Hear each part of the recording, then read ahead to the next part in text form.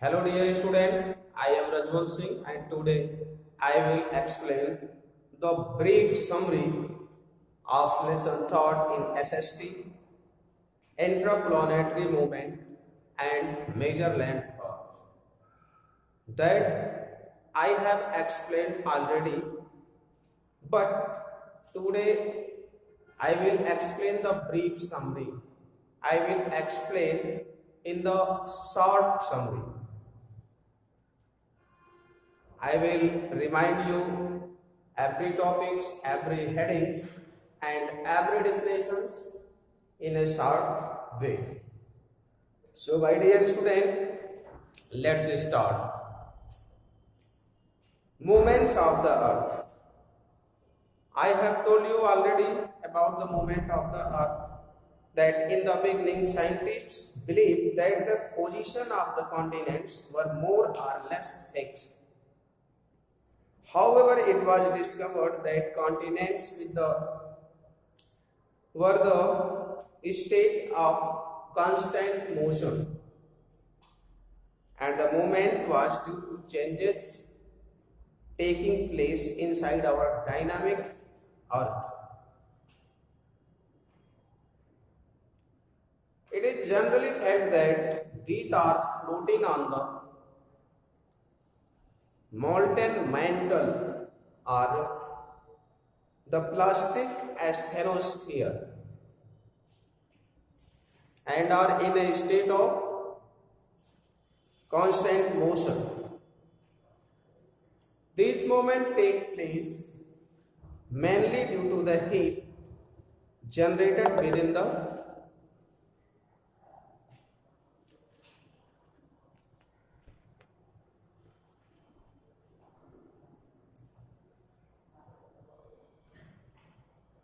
interior of the earth. So my dear student, I have explained already about the movements of the earth, and the next point, formation of major landforms. What is the process and what is the land forming procedure in the nature? Motions of the lithosphere cause the earth's movements to be slow, resulting in the formation of landforms, continents, ocean beds, mountains, plateaus, and etc. Due to volcanic activities and earthquakes, let us now try to understand how these plates actually move. We have to know that how these plates actually move in the nature and how it affects the geography of our planet. Geologists know where the convection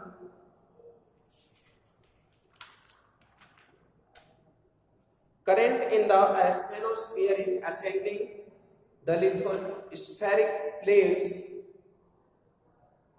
diverge or pull apart horizontally.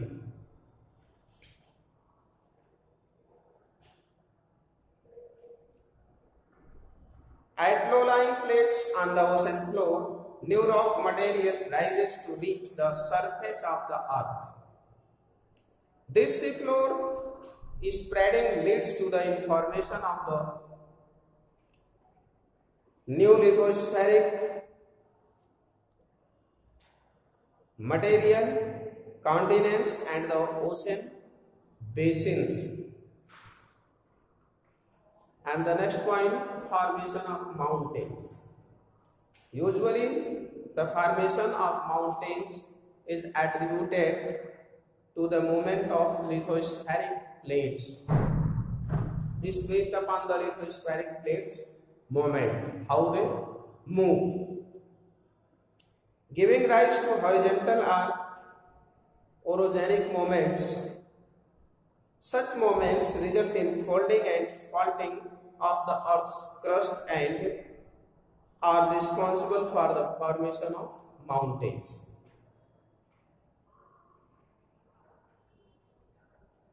Folding, the movement of two lithospheric plates towards each other results in collision and creation of a force of compression leading to the wrinkling of the rock layers of the Earth's surface, that is called crust.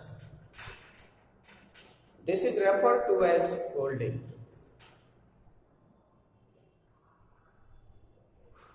The unfolded parts of ridges are known as anticlines, while the downloads or valleys are known as synclines. Most of the world's greatest mountain chains have been formed in this way, and this is the most popular process by forming this. Peaks of the world fold mountains are rounded.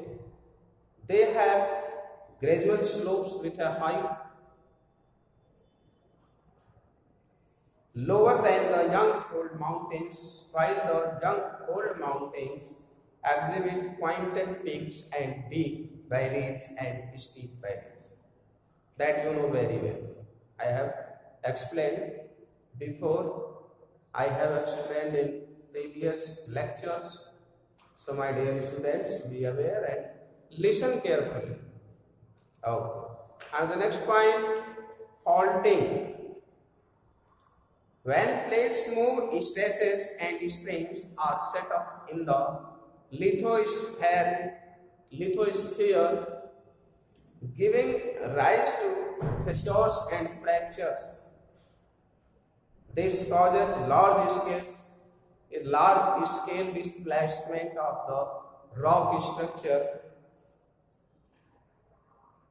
which is known as faulting, resulting in the formation of block, mountain and rift valleys. It affects on these things.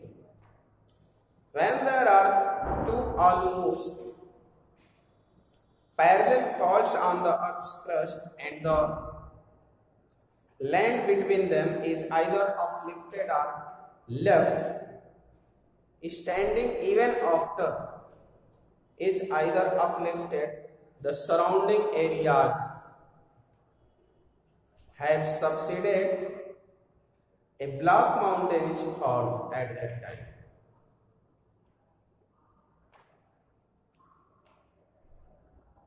And the uplifted part is known as host or black mountain, and the subsided part is referred to graben or rift valley. And the next point that you have to know is earthquakes. What is earthquakes and how can we measure this? What is the processes of this and how it works? A sudden displacement or dissolution of the Earth's lithosphere along the place boundaries causes earthquakes or to occur. This displacement below the surface of the Earth produces vibrations or tremors that spread out in all directions, similar to the ripples created in a pool when we throw a stone into it. When we throw a stone in the water, there it makes a ripples like that circling, and you know, volcanic eruptions, landslides, faulting, etc., can also cause earthquakes. Minor earthquakes can also occur due to human activities like drilling, blasting, building dams, bomb explosions, etc. etc. The point of place of region of an earthquake under the surface of the earth is known as the focus of an earthquake. From that point where the ripples starts moving, that point is known as focus point, and there it is highest speed of the earthquake. There is the highest vibration at that point, and as the waves flow far away the focus point, the speed becomes slow.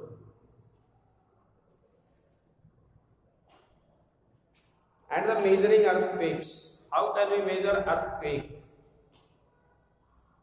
The study of earthquake wave is called seismology. Scientists who study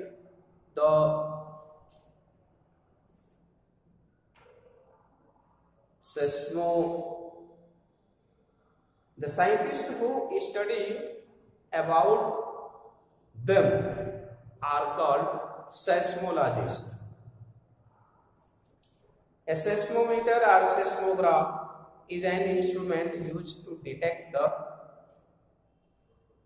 and measure the vibrations produced by the earth.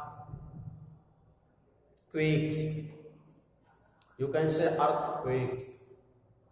To measure the vibrations of the earthquakes on the earth,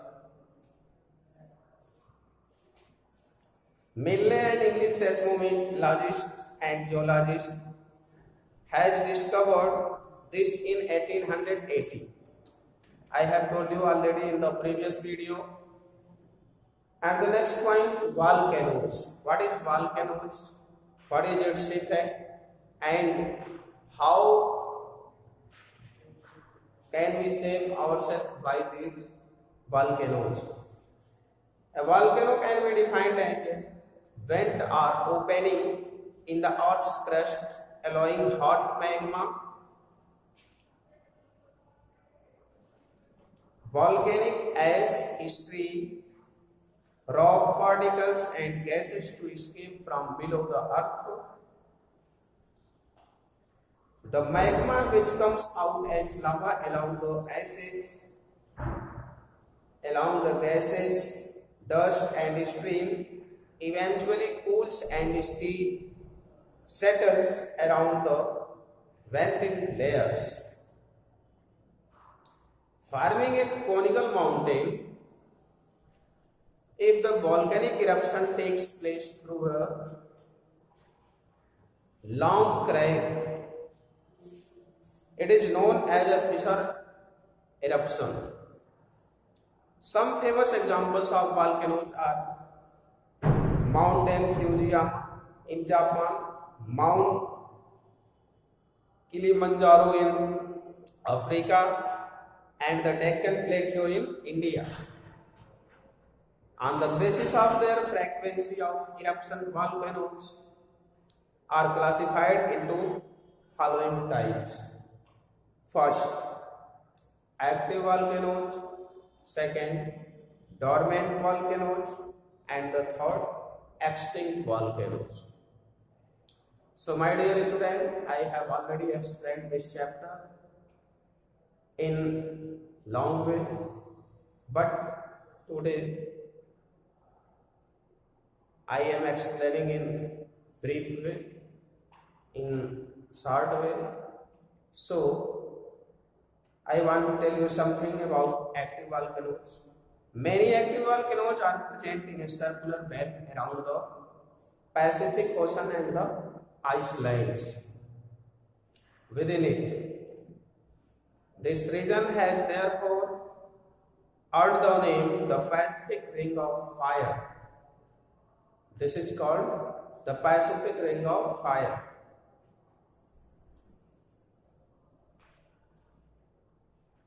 Significance of volcanoes.